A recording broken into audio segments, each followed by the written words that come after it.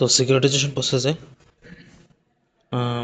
Bank এই পোলগুলো একটা third party যেমন স্পেশাল পারপাস এন্টিটির কাছে সেল করে। আচ্ছা, জিএনএমআই জেনেমি একটা নির্দিষ্ট ফির বিনিময়ে এই পুলের আসল প্লাস সুদ সময়মতো পরিশোধের গ্যারান্টি দেয়। এই নির্দিষ্ট ফির বিনিময়ে এই পুলের আসল এবং সুদ সময়মতো পরিশোধের গ্যারান্টি দেয়। নতুন সিকিউরিটি ইস্যু এই গ্যারান্টিযুক্ত মর্টগেজ পুলকে এই গ্যারান্টিযুক্ত দেন নেক্সট স্টেপে এই গ্যারান্টিযুক্ত মর্টগেজ বা পুলকে জামানত বা ব্যাক হিসেবে রেখে জিএনএমআই বিনিয়োগকারীদের কাছে নতুন সিকিউরিটি ইস্যু করে। নতুন সিকিউরিটিগুলো বলা হয় পাস থ্রু সিকিউরিটিস।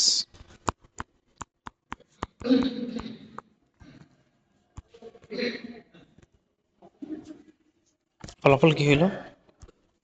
তাহলে ব্যাংকে মর্টগেজ পুলটি বিক্রি করে তাৎক্ষণিকভাবে সেল করে তাৎক্ষণিকভাবে নগদ অর্থ পেয়ে গেল। এই অর্থ দিয়ে ব্যাংক আবার নতুন করে লোন দিতে পারে। সো একটি অতরল সম্পদকে একটি তরল সম্পদে রূপান্তর করা হয় এবং ঝুঁকিটিকে ব্যাংকের ব্যালেন্স শিট থেকে বিনিয়োগকারীদের কাছে স্থানান্তরিত হয় বিনিয়োগকারীদের কাছে।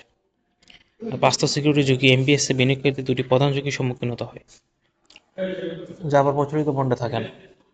এলআইসি একটা হলো রিইনভেস্টমেন্ট রিস্ক, একটা হলো প্রিপেমেন্ট রিস্ক। রিইনভেস্টমেন্ট রিস্ক হলো যেহেতু মর্টগেজ লোনের প্রতিটি কিস্তি আসল ফেরত আসে, তা বিনিয়োগকারীদের প্রচলিত বন্ডের তুলনায় অনেক দ্রুত।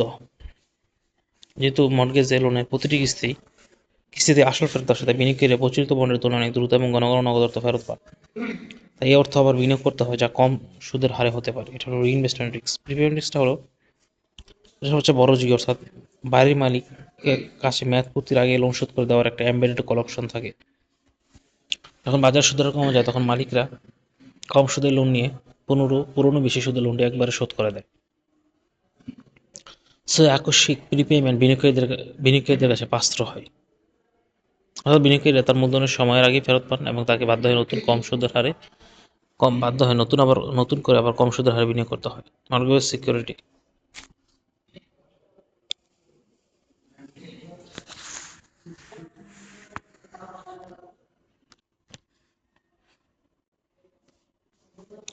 মর্টগেজ সিকিউরিটির প্রসেস।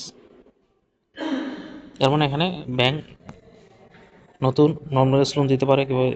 অতরল সম্পদকে মর্টগেজে বা একটি তরল সম্পদে রূপান্তর করা হয় এবং ঝুঁকিটি ব্যাংকের ব্যালেন্স শিট থেকে বিনিয়োগকারীদের কাছে স্থানান্তরিত হয়। দেন এবার আসি অ্যাসেট ব্যাক সিকিউরিটি।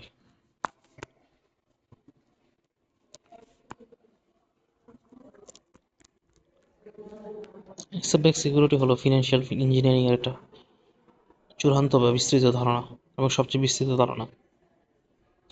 এমবিএস বা কোলাটারাল মর্টগেজ অব্লিগেশন এখানে শুধুমাত্র রিয়েল এস্টেট বা মর্টগেজের উপর ভিত্তিতে লোনকে ভিত্তি করে তৈরি করা, কিন্তু অ্যাসেট ব্যাক সিকিউরিটিস হলো এমন একটা প্রক্রিয়া যেখানে যে কোনো ধরনের রাজস্ব উৎপাদনকারী সম্পদ রেভিনিউ জেনারেটিং অ্যাসেটের ক্যাশ ফ্লোগুলোকে একত্রিত করে নতুন সিকিউরিটি ইস্যু করা হয়।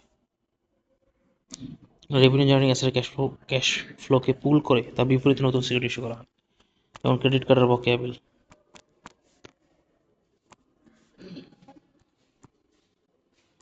Credit card receivables.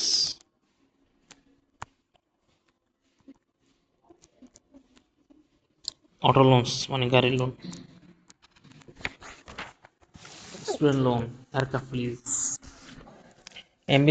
এবিএস স্তরের প্রক্রিয়াকে যাকে সিকিউরিটাইজেশন বলে, এর সাথে সম্পর্কিত ঝুঁকিগুলো প্রিপেমেন্ট, রিইনভেস্টমেন্ট, ইনভেস্টমেন্ট ব্যাংকগুলোর সুবিধা, আন্ডাররাইটিং থাকে, মার্কেট ব্যাংকিং থাকে, বহু এমবিএস বা সিএমআর মতোই। রেভিনিউ জেনারেটিং অ্যাসেটের উপর ভিত্তি করে যে কোনো রাজস্ব উৎপাদনকারী সম্পদের ক্যাশ ফ্লোকে একত্রিত করে তার বিপরীতে নতুন সিকিউরিটি ইস্যু করা হলো অ্যাসেট ব্যাক সিকিউরিটি। গাড়ির লোন, ক্রেডিট কার্ডের বকেয়া বিল, স্টুডেন্ট লোন, ক্রেডিট কার্ডের বকেয়া বিল, এয়ারক্রাফট লিজ, এগুলো অ্যাসেট ব্যাক সিকিউরিটি দ্বারা।